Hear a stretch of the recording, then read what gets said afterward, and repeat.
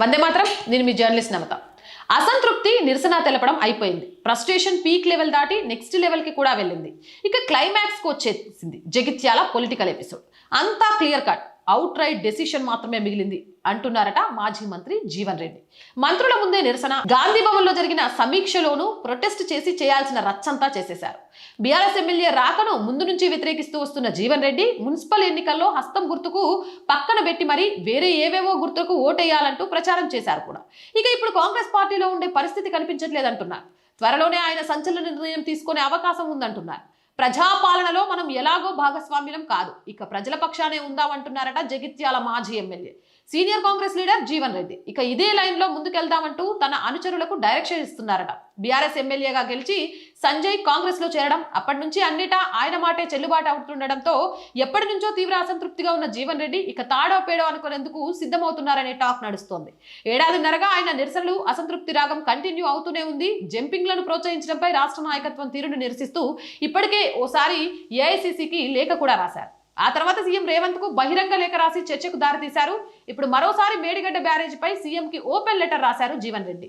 Kaleshwaram project పునరుద్ధరణ పనులు చేపట్టి తుమ్మటిహట్టి దగ్గర బ్యారేజ్ నిర్మాణం చేపట్టాలని, ఇందుకోసం 10 కోట్లు కేటాయించాలని రేవంత్ రెడ్డిని కోరారు. ప్రాజెక్ట్ ని పూర్తి చేస్తే తెలంగాణలోని సగం ప్రాంతానికి సాగు తాగునీరు అందుతుందని, మూసీకి కూడా నీళ్లు అందించే అవకాశం ఉంటుందన్నారు. మేడిగడ్డ బ్యారేజ్ ని కూడా బాగు చేయాలని ప్రతిపక్ష నేత పాత్రను పోషిస్తూ సీఎం కి లెటర్ రాసి చర్చకు దారితీశారన్నారు.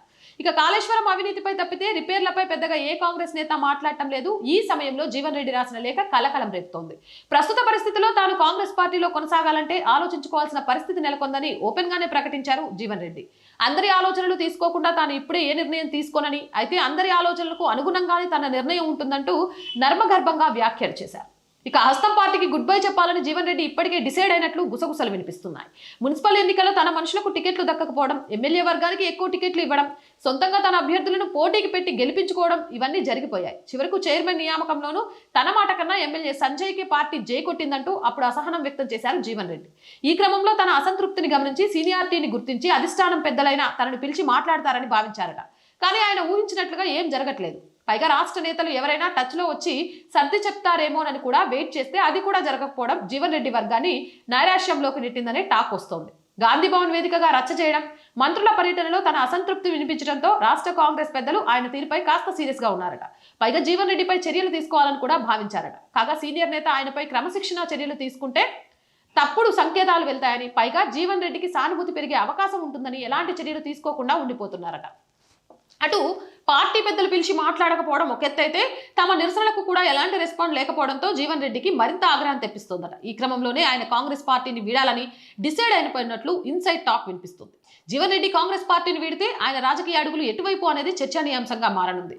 మరో వారం 10 రోజుల్లోనే జీవన్ రెడ్డి కాంగ్రెస్ పార్టీకి గుడ్ బై చెప్పేస్తారంటున్నారు. ఈలోపు తన అసంతృప్తి పూర్తి స్థాయిలో వెళ్లగక్కి రాష్ట్ర నేతలకు తీరు ఎండగట్టి కాంగ్రెస్ పార్టీకి గుడ్ బై చెప్తున్నట్లు ప్రకటించాలని ఆయన నిర్ణయం తీసుకున్నారని తెలుస్తోంది. ఆ తర్వాత ఏ పార్టీలోకి వెళ్లకుండా పబ్లిక్ వాయిస్ గా ప్రజల తరపున గలం వినిపించాలనేది జీవన్ రెడ్డి ఆలోచనగా చెప్తున్నారు. వచ్చే ఎన్నికల దాకా ఏ పార్టీలో చేరకుండా జనం పక్షాన నిలబడాలని ఆయన భావిస్తున్నారట. రాబోయే ఎన్నికల నాటికి అప్పటి పరిస్థితుల్లో పొలిటికల్ ఈక్వేషన్స్ ని బట్టి తన కోడలు లేక కుమారుణ్ణి పాలిటిక్స్ లోకి తీసుకురావాలని ప్లాన్ చేస్తున్నారట. సిచ్యువేషన్ ని బట్టి తాను ఏ పార్టీలో చేరకుండా తన కుటుంబ సభ్యులను మాత్రం బీఆర్ఎస్ లేకపోతే బీజేపీ నుంచి పోటీ చేయించే ప్లాన్ చేస్తున్నారని గుసగుసలు వినిపిస్తున్నాయి. అప్పటి వరకు నిత్యం ప్రజల్లో ఉండాలనేది జీవన్ రెడ్డి ఆలోచనగా చెప్తున్నారు. ఉగాది నాటికి దీనిపై ఒక క్లారిటీ వచ్చే అవకాశం మాత్రం కనిపిస్తుంది. జీవన్ రెడ్డి అడుగులు ఎటువైపు పడతాయనేది మాత్రం వేచి చూడాలి. మీరేమనుకుంటున్నారు? మీ అభిప్రాయం ఏంటనేది కామెంట్ చేయండి. మోర్ వీడియోస్ కోసం our group of channels, our voice, our political, our సంస్కృతి, ఈ 3 మన channels. So please subscribe our channels. Content బాగుంది అనిపిస్తే లైక్ చేయండి, షేర్ చేయండి. ఆర్థికంగా ఆర్ వాయిస్ కి మీ అందరి సపోర్ట్ ఈరోజు చాలా చాలా అవసరం. ఆర్థికంగా సపోర్ట్ చేయాలి అంటే సబ్స్క్రిప్షన్ పక్కనే జాయిన్ అనే బటన్ ఉంది. 1 to 5 లెవెల్స్ ఉన్నాయి. ఏదో ఒక లెవెల్లో సపోర్ట్ చేయండి. లేదా స్క్రీన్ మీద గూగుల్ పే, ఫోన్ పేతో పాటు అకౌంట్ డీటెయిల్స్ ఉన్నాయి. మీకు తోచిన సహాయాన్ని అందించండి. మార్కెటింగ్ యాడ్స్ అంటే వ్యాపార ప్రకటనల కోసం 8328500576 నెంబర్ని సంప్రదించండి. జై హింద్, జై భారత్.